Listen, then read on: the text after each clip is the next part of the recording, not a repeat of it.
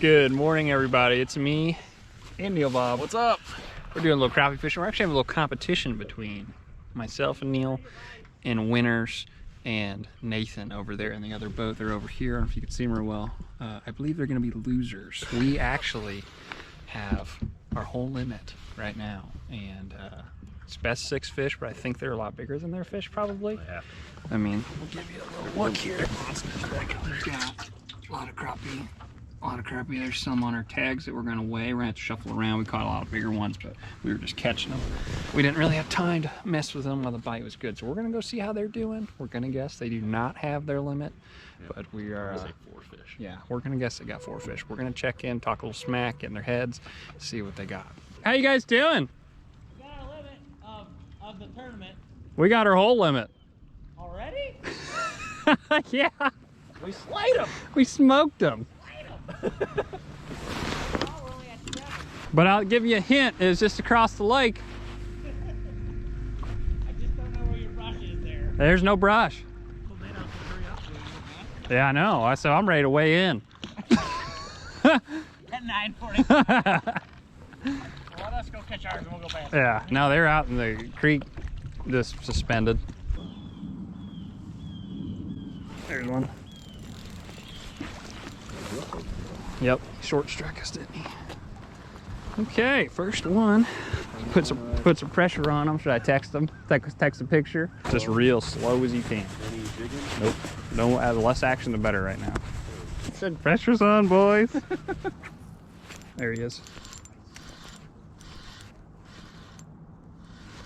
Choking it pretty good. Now we just need to be careful we don't get too close. Need to turn this down to that and retreat. But yeah, that dock right there, there's one.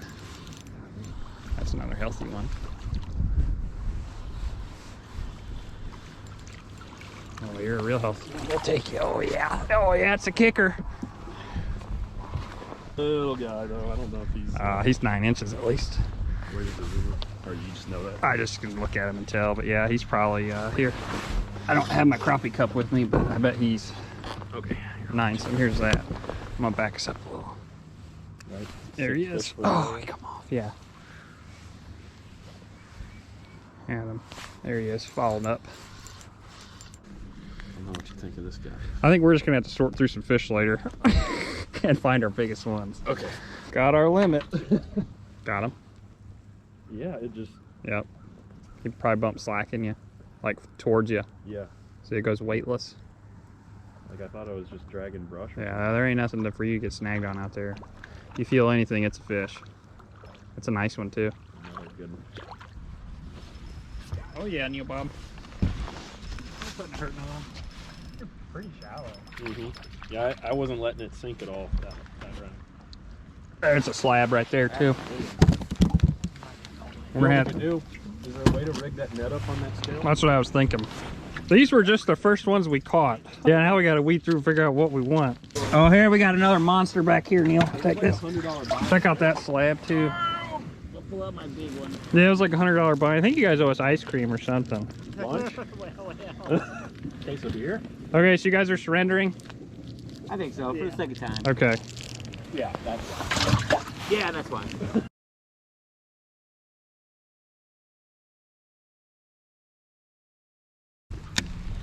And I feel if we get one here, it's gonna be a 4-pounder at least. There he is. Oh, I hit him for a second. Only about 20 feet from the boat. Yeah, not too far.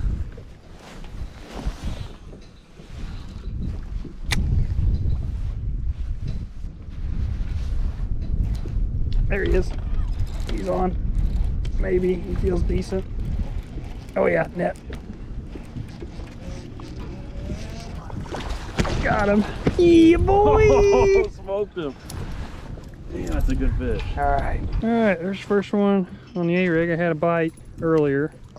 Smoked it and I missed him, and I cast back on the same line. Got another one. I bet he's 4 and... Oh, he's lower than that. 380, 390. I think him to tear, or says 380. Okay, 380. We'll take them. Net ready. Maybe like a 2? Oh yeah. That's heat. I think he'd be a keeper, largemouth. Oh yeah. Shoot, your first. That's your second keeper. That's another mount. So the first one was your first spotted bass on the A-rig. This is your first largemouth on the A-rig. Man, my taxidermy bill, I'll tell you. Big old house too. A lot of concrete. There's one. Doesn't feel real big. I bet you're about a 2-pounder. If you're not hooked funny. You're hooked in the mouth, but you're not that big. You're just feisty. You're feisty. Got the back hooks. The old nose job, that's what it is. Right on the outside, got them on the roof of the head. They used to be, there's one. That's a solid one too, maybe. Maybe, yeah, it might not be as big now. Well, we'll see. But I believe they were made here in the Ozarks, where the company originated. Yep. Oh God. Yep, he's short, 14 and a half. Yep. Just a little recap on the day. I didn't have my cameras out really as much as I should have. I didn't have very good angles, just mostly had the chest mount on. But we had a little crappie competition in the morning. We did really good. Me and Neal caught our limit really fast. And then we went and found Nathan and Winners, and basically they forfeited the competition for us to give them our spot because they wanted to catch fish so they could go bass fish after that. So we gave them a spot. All the fish were really good size. You know, they're 10, 11-inch crappie, which I think like the spawn has finally come through, like that class from a few years ago, and the fish have just got to be a good size and they're healthy. There's just so many crappie in Lake the Ozarks, it's unbelievable. So now is still just a good time to come up here. You don't have to fight the crowds, anything like that. You just kind of have the lake to yourself, find an area. You can almost go into any big cove and find just a ton of crappie in there. It just depends how you want to catch them. You can find them around docks and stuff, but it's been a little harder to get to them fish, just to access them. They get underneath boat lifts and stuff or underneath walkways, and it's just hard to get to them. So we just capitalized on the fish that were in open water, easy to find, easy to get. And just basically I side scanned my way in. I kind of know some spots where I feel like they set up a lot, but you know, if you're looking for them, just turn on your side scan, go like 100 feet on each side, and just idle in slowly and look for some balls of shad. And then the crappie are usually not going to be too far from them, or if you can find some isolated brush piles. These fish were not necessarily right on top of balls of shad or anything like that, but there were some shad just out in the creek, just, you know, 50, 60 feet away from them. But the crappie were a little bit closer to like the break line, where it went from just say 10 to 15 feet down to like 30 feet. They were kind of mixed. Some were closer up to the bank, but some were just suspended out in no man's land, basically. And again, it's just been a little baby shad in the color monkey milk with like a pink jig head has been lights out for me pretty much since November. I haven't really had to deviate from that much. You can go like a white jig head. You can go just unpainted one. I don't really know if the jig head color matters, but monkey milk has just been the color that's just been working. Slow reel, no action to it, just cast it out, 16th ounce jig head, and just slow reel it back, and you load the boat up, catch your limit of crappie. You on pretty much most days with that. So after we got all our crappie cleaned up and stuff, we went out for just a few more hours just to bass fish, and had another little competition of see who could catch the biggest bass, got free lunch, and Neal and I were able to win that as well. We had a 3.8. There's some good fish definitely out on those main lake points that sit kind of right on that shelf where it goes from, you know, 20 feet to just right out in the main river channel. So that's kind of what we capitalized on first, try and get some of those bigger bites, and then we ended up going to the back, secondary points, windblown stuff, throwing jerkbait and A-rig. I let Neal throw the A-rig, and then I picked up a jerkbait. I was able to catch a few. I think we ended up with 3 keepers in just a few hours there, but it was a fun time still. We ended up on the south side of the lake too. I knew Nate was going to be running the north side because the wind was blowing on it, and he really likes throwing the A-rig a lot.